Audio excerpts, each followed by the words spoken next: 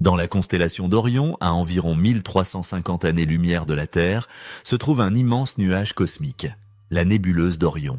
Cette nébuleuse n'est pas seulement l'un des objets les plus photographiés du ciel nocturne, c'est aussi l'une des maternités stellaires les plus actives connues dans notre galaxie. Là-bas, des étoiles naissent, des planètes se forment, et la matière brute se transforme sous l'effet de forces titanesques.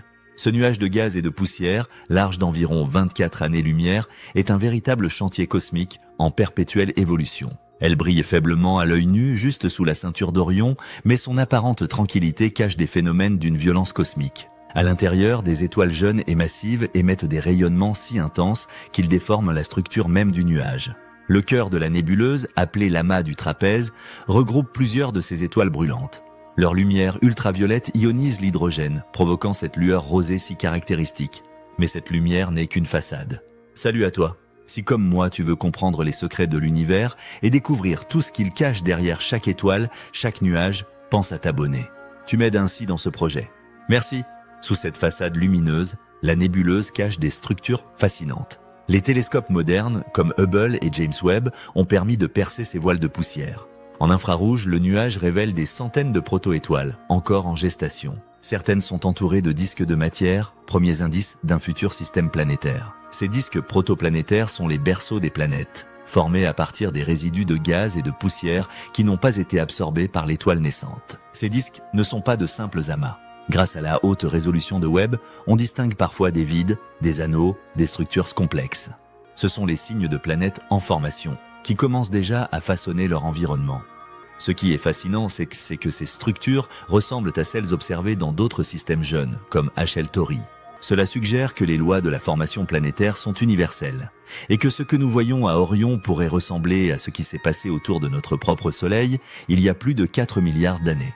Mais la nébuleuse n'est pas seulement un creuset de planètes. C'est aussi un laboratoire de chimie interstellaire. Des analyses spectroscopiques révèlent la présence de nombreuses molécules complexes, eau méthanol, formaldéhyde, cyanure d'hydrogène et même des précurseurs d'acides aminés. Ces briques élémentaires de la vie apparaissent très tôt, bien avant la formation de planètes habitables. Elles flottent dans le vide, prêtes à s'intégrer au futur monde. Cela pose une question vertigineuse. La vie pourrait-elle être semée partout dès la naissance des étoiles ? Les régions les plus denses de la nébuleuse sont également marquées par la présence d'éjections de matière. Éjectées à grande vitesse depuis les pôles des proto-étoiles, forment des structures appelées objets de Herbig-Haro. Ce sont des collisions violentes entre la matière expulsée et le gaz environnant. Les éjections sont essentielles. Ils permettent aux jeunes étoiles d'évacuer leur excès d'énergie et de continuer leur effondrement gravitationnel sans exploser. Mais ce qui fascine encore davantage les astronomes, ce sont les conditions extrêmes au sein de la nébuleuse. La température, la densité du gaz, les champs magnétiques en présence, tout cela influence la manière dont les étoiles émergent. Dans certaines zones, les vents stellaires sont si puissants qu'ils creusent littéralement des cavités dans la matière environnante. Ces bulles, observables en infrarouge, témoignent de la violence de ces naissances. Chaque étoile qui naît modifie profondément son environnement et influence la formation de ses voisines. Orion, c'est aussi un immense terrain de jeu pour la fusion nucléaire. Les étoiles jeunes commencent leur vie en fusionnant l'hydrogène en hélium, libérant une énergie colossale. Cette énergie équilibre la pression gravitationnelle qui tend à les faire s'effondrer.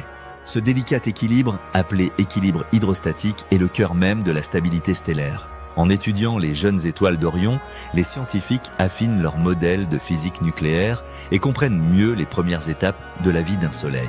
Mais la nébuleuse a encore bien d'autres secrets. Par exemple, certaines régions présentent des taux de polarisation du rayonnement anormalement élevés. Cela indique la présence de champs magnétiques structurés à grande échelle. Ces champs pourraient jouer un rôle crucial dans l'effondrement des nuages de gaz, dans l'orientation des disques protoplanétaires, voire dans la formation des systèmes binaires. C'est un domaine encore très mal compris. Mais l'étude d'Orion pourrait offrir des pistes inédites pour comprendre les fondations du magnétisme cosmique.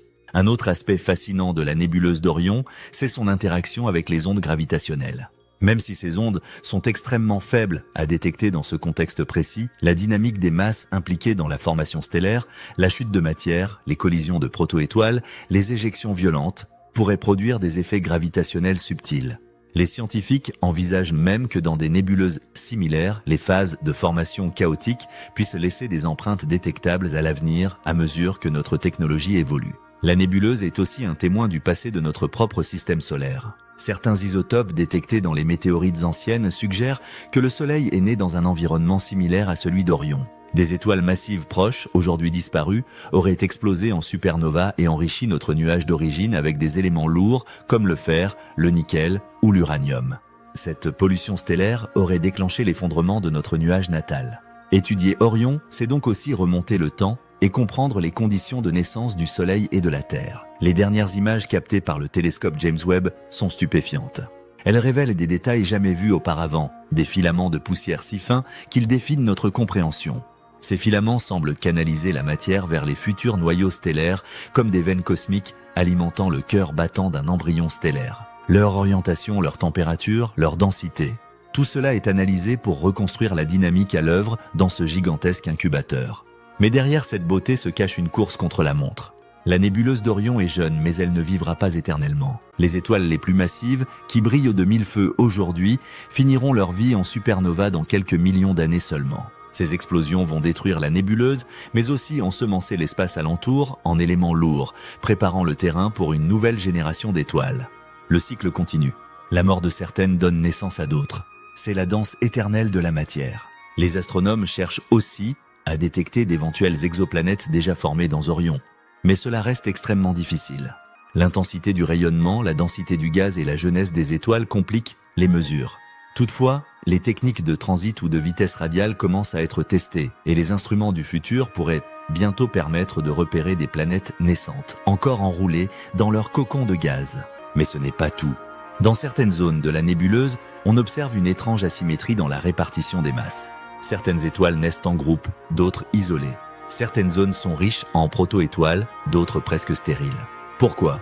Les astronomes suspectent que des ondes de choc anciennes, issues de supernovas passées, aient façonné le nuage en provoquant des effondrements ciblés. Ces vagues de compression agiraient comme des semeurs stellaires, en déclenchant la formation d'étoiles là où la matière est déjà légèrement plus dense. Ce phénomène, appelé formation induite, pourrait expliquer en partie la structuration d'Orion. Et il y a encore ces étranges arcs de gaz, comme sculptés par une main invisible. Certains pensent qu'ils sont le résultat de vents stellaires ultra rapides émis par des étoiles massives. D'autres suggèrent l'influence d'objets compacts, peut-être des naines brunes ou même des trous noirs de petite masse cachés dans la poussière. Bien qu'aucune preuve directe n'ait été trouvée, la question reste ouverte. Orion cache-t-elle des objets exotiques, invisibles aux instruments classiques ? Les instruments du futur, comme les télescopes géants au sol, ELT, TMT, GMT, ou les successeurs de James Webb, permettront d'explorer Orion avec une précision jamais atteinte. On pourra cartographier les mouvements internes du gaz au mètre par seconde près, étudier la chimie des disques avec une résolution moléculaire et peut-être même assister, en temps réel, à la naissance d'un système planétaire complet. Ce que nous apprendrons là-bas changera notre compréhension de la vie elle-même. Orion n'est pas une simple nébuleuse. C'est un miroir tendu vers le passé de notre propre origine. Un laboratoire vivant où l'on peut observer des phénomènes inaccessibles autrement. Un rappel que l'univers est en perpétuelle construction. Chaque étoile, chaque planète, chaque molécule qui s'assemble là-bas raconte une partie de notre histoire. Et plus on observe, plus on comprend que nous ne sommes pas seuls dans notre singularité. Ce qui se joue à Orion se joue peut-être dans des millions d'autres nébuleuses à travers la galaxie. La complexité, la beauté, la rigueur de ces mécanismes cosmiques laissent entrevoir un univers plus fertile, plus riche que ce que nous avons longtemps imaginé. À bientôt, merci.